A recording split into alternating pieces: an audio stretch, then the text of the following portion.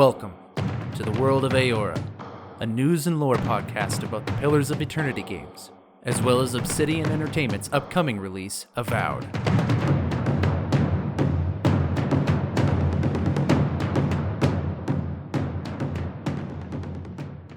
Hello everybody and welcome to another episode of the World of Eora. I'm your host Eric, aka Gingerino. Thank you guys for joining me on a new episode as we dive into the history, lore, and game mechanics of Pillars of Eternity 1 and 2 as we gear up for the release of Avowed. For those wondering why we pair Avowed with Pillars of Eternity games, it's because they share the same fantasy setting known as Eora. And so as the theory goes, as we dive into the Pillars of Eternity games, we'll be able to make insights and predictions and understand the world that Avowed's going to be played in. So if you're into Pillars of Eternity, or you're just into Avowed, or into both, welcome to the show. We're going to be diving into the lore of the world so you have a better understanding of what it is we're getting into with both of these games. Not really any news to go over at all. At the time of this recording, the game Pentiment has released, which of course is developed by a small team over at Obsidian Entertainment, the creators of Avowed and Pillars of Eternity. Pentiment has the lead director for the game being Josh Sawyer, who, if you pay attention to Pillars of Eternity, you'll know he was one of the big names for the development of both of those games, as well as a lot of great games at Obsidian, and even before Obsidian, I believe. So, that game has come out. That's the closest thing to news I have. It's obviously not Eora related, but it is Obsidian related, and I would encourage all of you to check it out. They've done a wonderful job with the game. I think it's absolutely fantastic. I've been playing it on Game Pass through both touch controls on the phone, and with a controller on the phone, as well as installed on a console and through PC. Like, it plays really well. It tells a really great story. It's not super short, but it doesn't overstay its welcome. I'm not going to give a full review of it. If you're into narrative RPGs, and you're into these really great stories, as well as getting a good decent amount of history from our real world, I would suggest checking it out. Something like this wouldn't exist without a Game Pass as well, so whether you get it on there or you buy it outright, it's up to you. I think you can also get it on Steam. Yeah. Good job to everyone over at Obsidian. I know it's more than just Josh Sawyer and all the other... I know there's a lot of people working on this, and I love everything you guys have done with this. Thank you for that game. But we're not here to talk about Pentiment, as great as it is. We're here to talk about the world of Eora and the lore within. Today, we're going to be talking about one of the gods of the world of Eora, and that's the goddess Magran, who is the goddess of fire and war. We'll get more into her as we dive into it. A little bit of background on the gods in the world of Eora. At the time of Pillars of Eternity, there are 11 deities that are within the world, one of which is Magran. Like all fantasy settings that are used in video games or tabletop role-playing games, sometimes you will create a pantheon of gods to exist within this fantasy world to explain some of the world, or just to add to that aspect of the fantasy genre. And that's what we're going to be diving into today, is just one of those gods within the pantheon we find for these games. So, with that said, let's dive into the lore. I'm curious. What exactly did you find there? So, as I said, Magran, Magran, is the goddess of fire and war. Often appears as feminine presenting. But she's more than just fire and war. Reading from the Pillars of Eternity Collector's Book, the guidebook for the first game, on page 24, we have the article from Magran. So this is the official lore published by Dark Horse, but it's the official write-up from Obsidian of what Magran and who Magran is. The portfolio of domains that she's in charge of is war, fire, consumption, transformation, purification, and trials. Those are the list we have there. In my experience in discussing gods in this world, I often find that the gods and the things that they're in charge of, it's not so much like a duty, like, oh, Magran, you are the god of war, you are the god of fire, and so you are in charge of making sure those domains exist.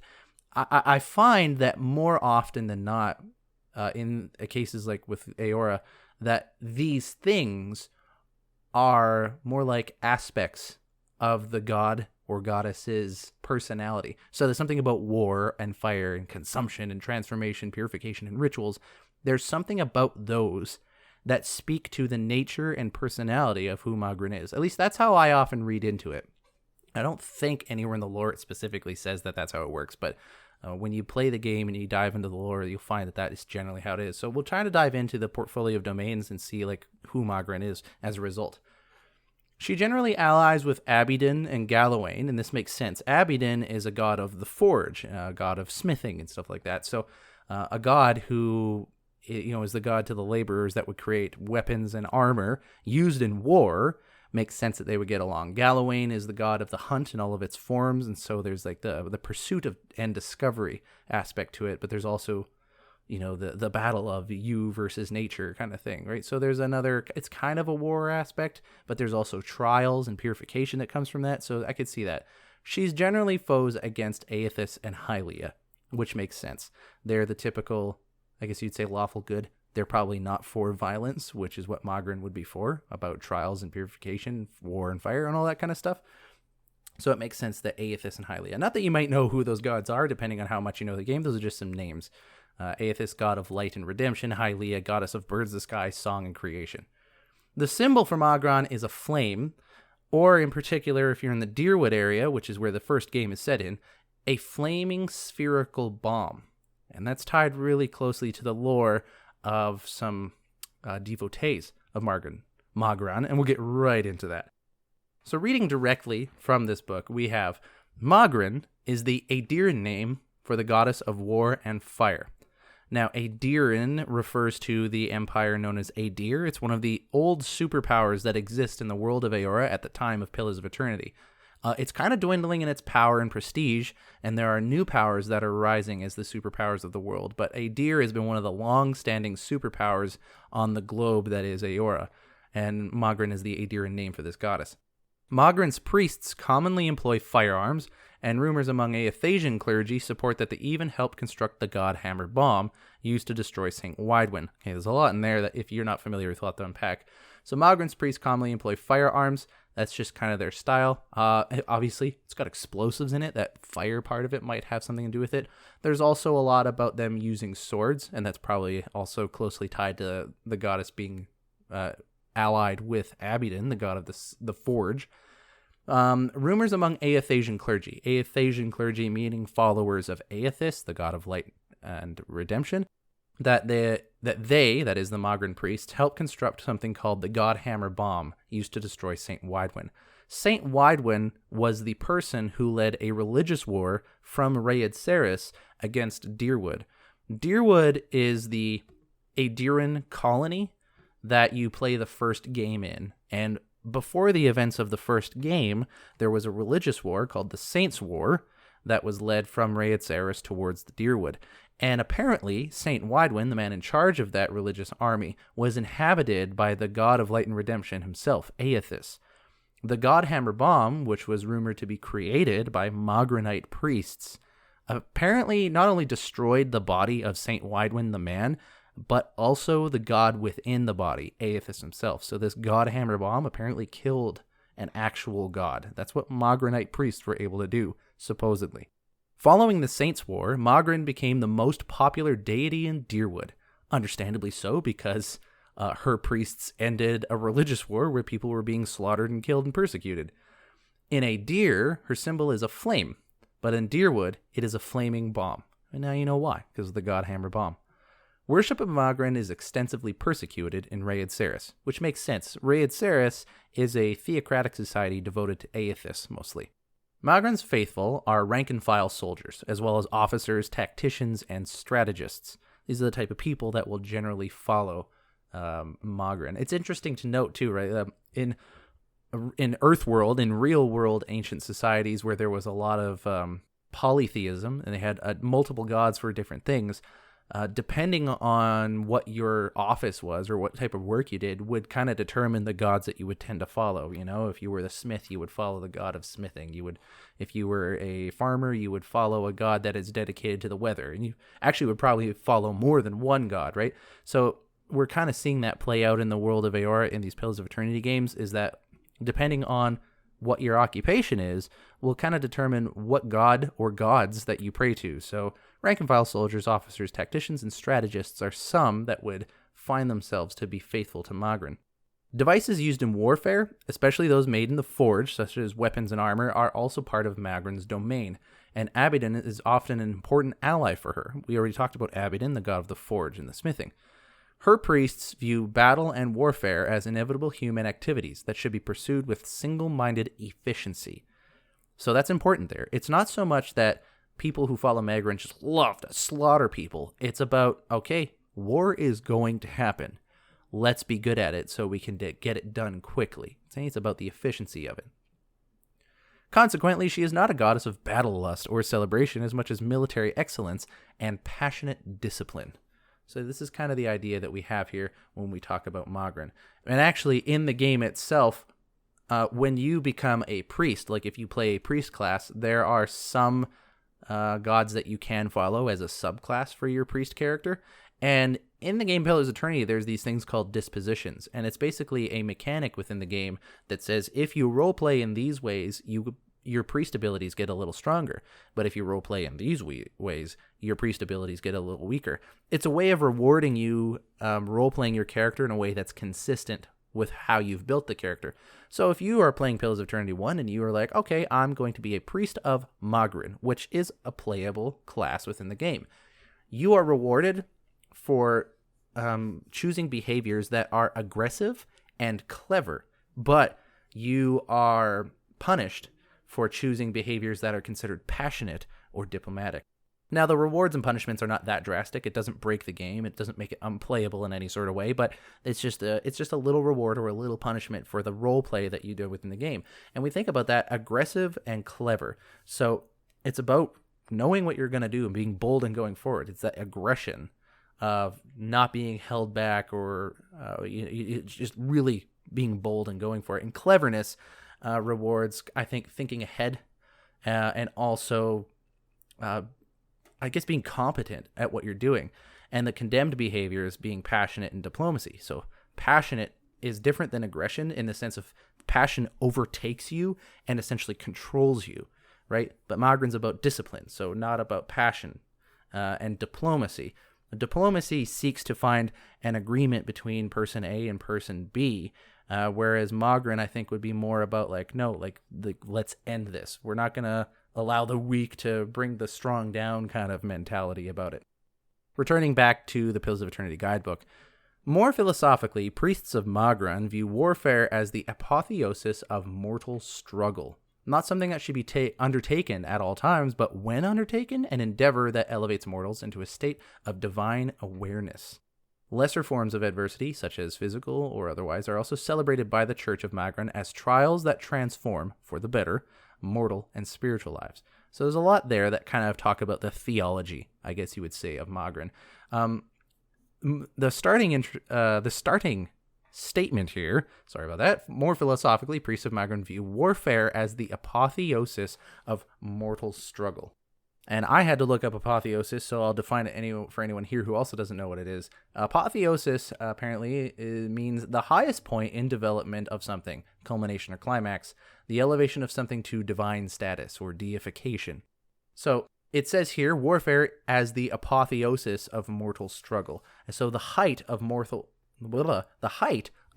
struggle is warfare. And they also view this as something that is inevitable. And so this is kind of, when you take this in tandem with the fact that they celebrate trials, which it says later, they celebrate, the Church of Magran celebrates trials that transform mortal and spiritual lives for the better. Warfare is kind of like the ultimate struggle, and therefore it will transform for the ultimate good. And that's something that's really important to Magranic theology, is this idea that life is full of trials and suffering. And this trials and suffering can, I would say, with an asterisk, transform you for the better. And I think anyone listening, if you lived enough life, you can look back on your life and recognize that a lot of the bad things that have happened to you either have or could have generated positive growth in your life. And Magranites view this as that's how life works, is that you go through struggle and it makes you a better person. Warfare is the height of mortal struggle, and therefore warfare is something that will turn you into the person that is the best version of yourself. Now, a lot of you might disagree with that. I personally do as well. I think you'll definitely gain some skills and you will definitely change as a person if you go through warfare, but is it for the better? Me personally, I'd say probably not all the time, but that's the Magranic philosophy. And when you start to think of things in this way, we start to recognize what the portfolio of her domains are. So we brought them up before: fire, war, consumption, transformation, purification, and trials. She's the goddess of these domains, right? But what do these represent about what she believes and who she is? Well, we already talked about war being kind of the pinnacle of struggle, which changes you for the better. And that also includes transformation and purification, because war is transforming you towards the most pure form of yourself. And so there's 3 of the 6 already. The other ones, fire, consumption, and trials. Well, trials are like we already talked about. It's the same idea with war. The trials transform you and purify you. This also makes sense with fire and consumption, especially in tandem with the forge, as it has to do with Abaddon. When you're forging metal in a smithy, you're taking metal and you're superheating it to the point that it can be molded, it can be transformed. And so fire, when applied to metal, makes it malleable, makes it be able to be transformed into what it is. You can take a piece of unshaped iron ore or whatever, smelt it down, and you can take this just raw steel, this raw iron, whatever it is, and through the use of fire, you can shape it into a perfect sword. And I think that's the idea of what is going on here. But in order to do that with metal, you have to apply fire to the whole thing. So that's the last of the portfolio domains, consumption. It has to be the whole piece of metal is overtaken by the fire. And so therefore you as well, you have to be consumed by these trials. And they have to completely envelop you to change who you are. That's the idea I'm getting. I'm kind of getting a little personal interpretation going on here. So if anyone disagrees with me or has more to add to that, send an email, worldofeora@gmail.com. I can read it on the show, and you can be much smarter than I am. But that's kind of what I'm seeing here when you combine all this stuff together. And that's the understanding I have for the portfolio of domains that she is in charge of. When Magran manifests herself in reality, which if you listen to my episode on the gods, I'm pretty sure I talked about how the gods used to exist in the world. They used to have titanic bodies and roamed the planet, but they don't do that anymore. They have a more standoff approach to the world now. But if she does ever manifest in the world, she often appears as a fierce woman in a fire god-like form with black teeth, heavy plate armor, and a great sword as well. So pretty much she just looks like a badass fire god-like paladin. For those wondering what the godlike are, if you haven't gotten into Pillars of Eternity, you're just waiting for Avowed, fire godlike is, in Pillars of Eternity anyways, is one of the playable races within the game. But the godlike itself is one of the unique races that exist within this world of Eora. All fantasy settings have their own races. You know, there's humans, there's dwarves, there's elves, and blah, blah, blah, blah, blah. And there's always a few unique ones, and Eora has its own unique ones. It's got the Amauans, it's got Orlans, and it's got godlike. The godlike are essentially normal people, but when they were in the womb, one of the gods were like, I bless you.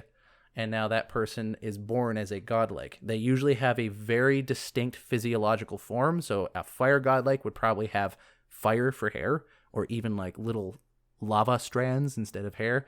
They probably have horns like that of a demon. Their skin probably looks like obsidian black with little cracks of lava that could be sticking out. There could just be like sparks crackling off of their body like they're on fire all the time, even if they're not. They'll look very distinctly different, and that's a fire godlike, as opposed to other kinds of godlike, like a moon godlike, or a nature godlike, or a death godlike, etc., etc. So if Magran appears into the world to talk to somebody, she's often seen as a fire godlike in heavy plate armor and a great sword, as a fierce woman with black teeth. That's generally what she looks like. If you play the games, especially Pillars of Eternity 2, where you get to talk to her a lot more, you can see images of this. And actually, if you followed my YouTube Let's Play for Pillars of Eternity 1, which was a critical path Let's Play, it's also my first attempt at Let's Plays, so if you're into watching Pillars of Eternity but you don't want to play it, you can go watch it. I played as a fire godlike, because hilariously enough, I'm redheaded, and so I thought, well, that's a good analog for myself, someone who has fire red hair, the ginger that I am. But yeah, so that's the fire godlike, the godlike associated with Magran. Now, getting into the priesthood of Magran, we have a couple books within the game that you can get. They're not long, like little books that you get in game. If you've played a lot of fantasy games, you're used to it. If you played Skyrim, you've probably read 1,000 books, or you stopped at some point. I don't know. But there are two particular pieces of books in the game that we consider Magran scripture for the clergy that follow her, and this gives you more lore on not just the priests, but also Magran herself. The first one is called Magranic Benediction. So this is a book in Pillars of Eternity about the deity Magran, and it goes like this. Neither let thy trials burden thee, for in thy suffering thou shalt be transformed. The ever-living flame will burn away thine impurities. Purification shall be thine, and the fire of thy God shall be the vessel.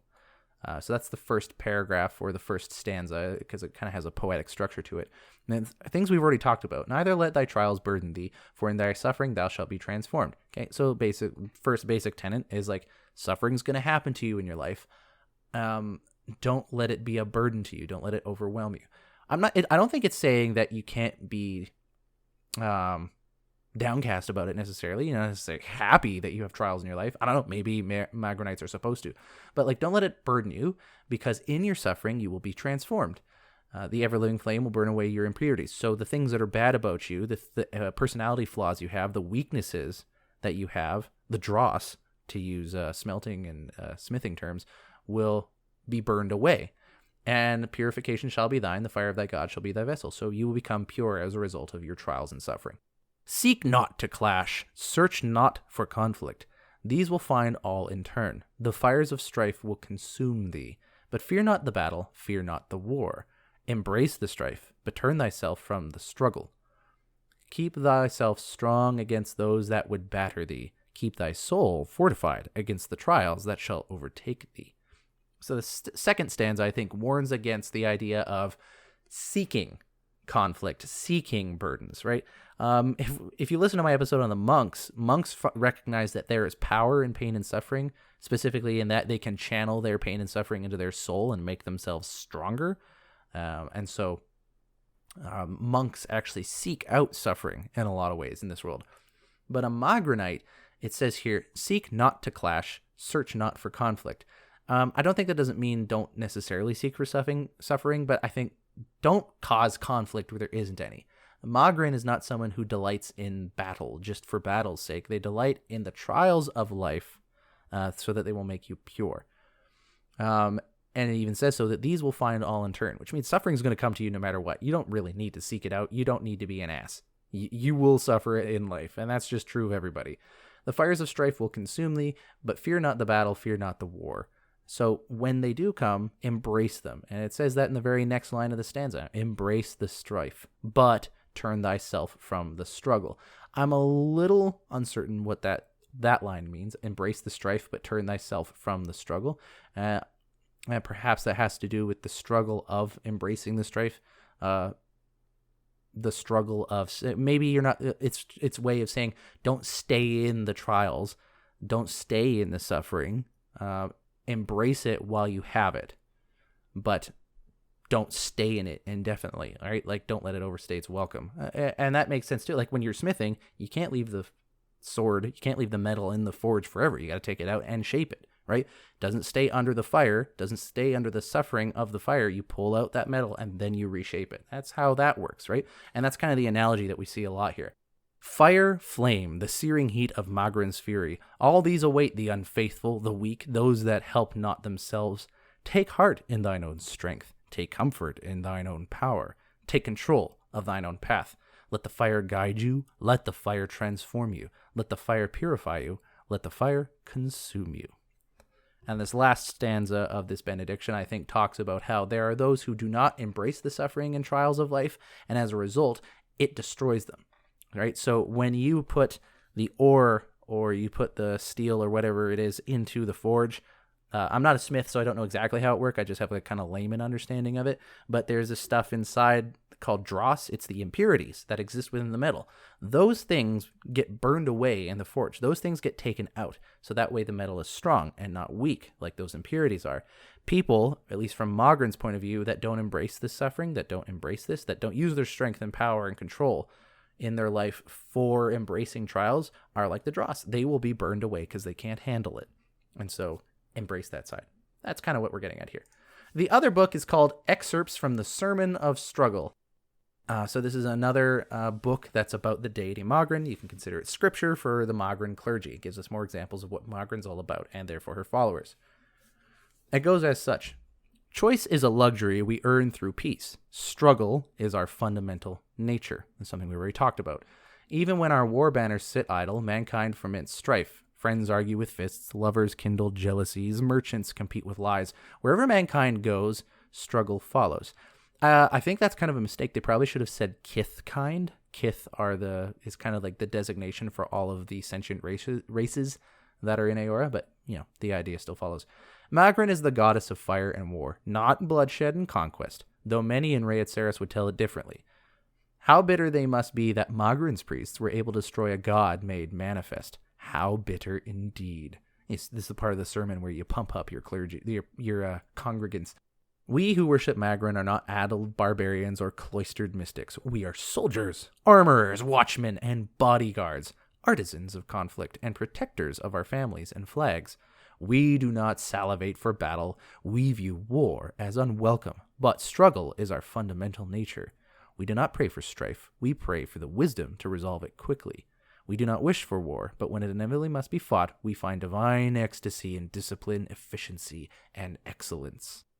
And so in this mid part of the sermon, we're getting an idea of what the clergy of Magran follow, and therefore what Magran values as a person, right? They're not there to suffer. They're kind of embracing the suck is essentially what they're doing. Embracing the suck to be better at it, but they're also being efficient at getting rid of the suck as well, because you're not sitting in it too long and letting it ruin you, because I think that can happen in the Forge as well. Magran, guide us to the battle that is just and fair. Let us be your fire that burns away the profane, leaving only the righteous. If struggle is our fundamental nature, let victory be our inevitable state of grace. Amen. It doesn't include amen. I added that as my own personal flair. But there you go. So that's some of the religion behind the Magranite clergy. Now we understand a little bit more about what they're about and therefore what she's about.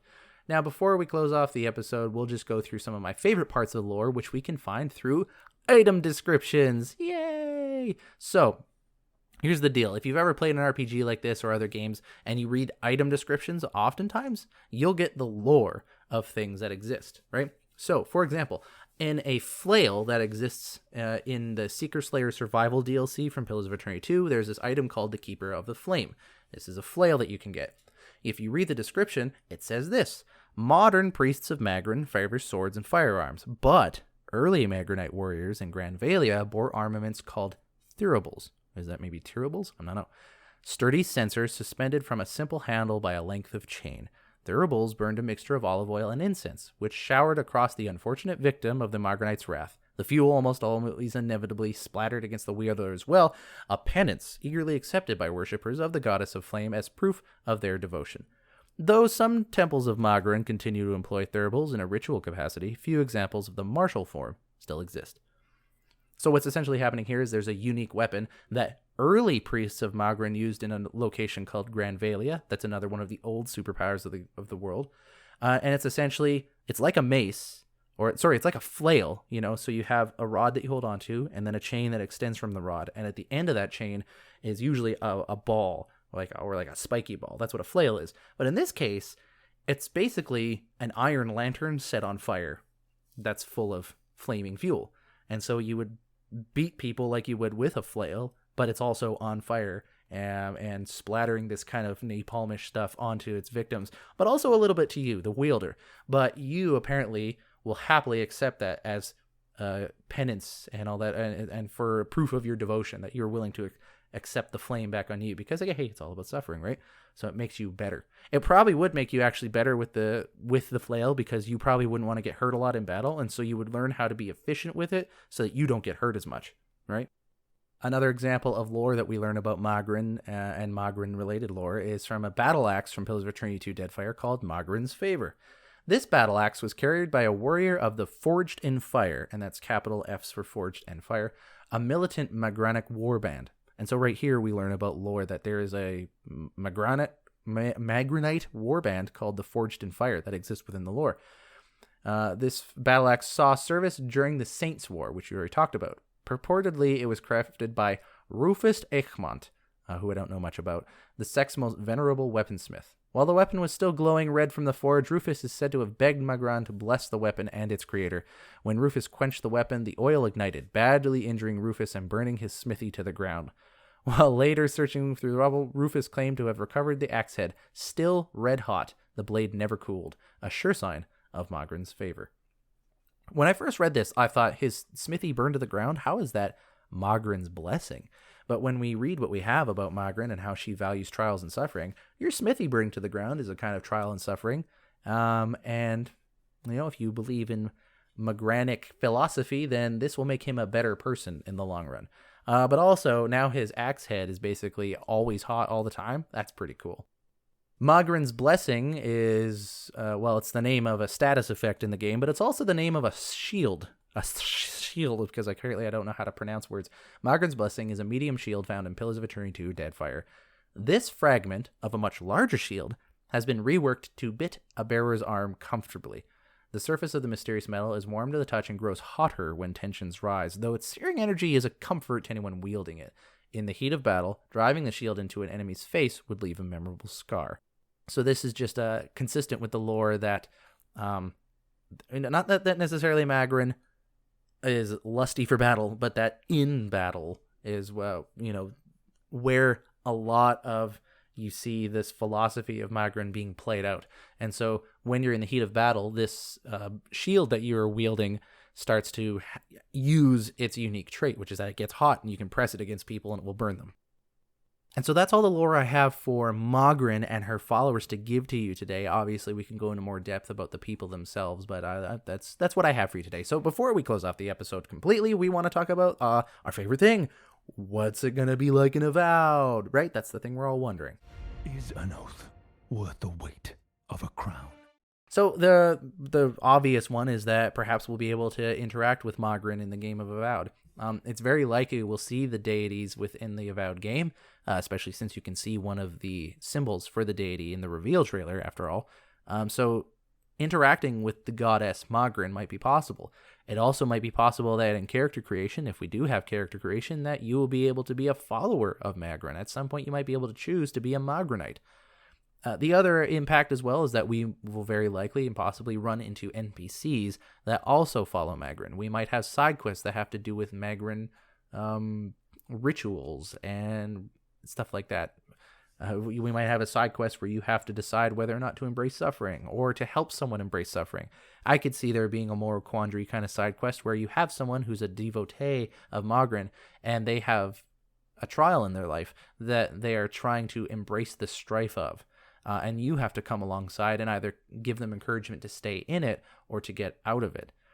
And perhaps actually maybe there's like a hidden exit to that game where it's not that game, but that side quest where like they're in strife, but this person is trying to stay in their strife because they're trying to be dutiful to Magran and they feel bad that they want to get out of the suffering. And you could perhaps be very versed in Magranic theology and say, hey, no, listen, you should get out of it when it's appropriate to get out of your suffering because we're not about seeking out suffering. We're about embracing it when it happens, right? So you can make, there could be side quests where something like that comes up.